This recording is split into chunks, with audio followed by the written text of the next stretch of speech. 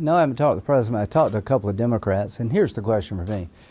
Do we want this to be sort of political dueling points, or do we want to try to find common ground like we did with criminal justice reform? I'm cautiously optimistic that there's a growing market for an outcome that take the proposals of the Democrats, married up with what Senator Scott's working on, get in a room somewhere and see if you can find some common ground on some of it.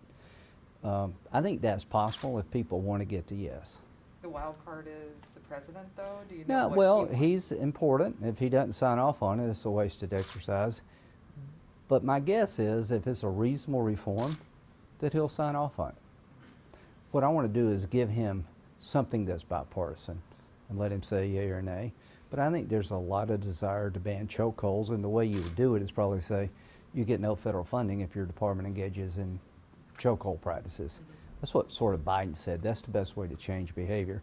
A national registry of how many people have died in police custody or, deaths caused by police conduct, you can say if you don't give us that information, you don't get money. I think people will change their behavior. Is qualified immunity just a step too far? I don't know. I don't know what they're talking about, but Right. that'd be something I'd be leery to do.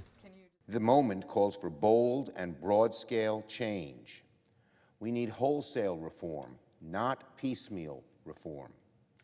We cannot approach this debate by cherry-picking one or two reforms and calling the job complete. It's my worry that's what our Republican colleagues intend to do. Unfortunately, in the aftermath of other recent moments of national strife, particularly in the mass shootings, President Trump, Leader McConnell, and Senate Republicans make the right noises, let's study it, let's consider it, but never follow through.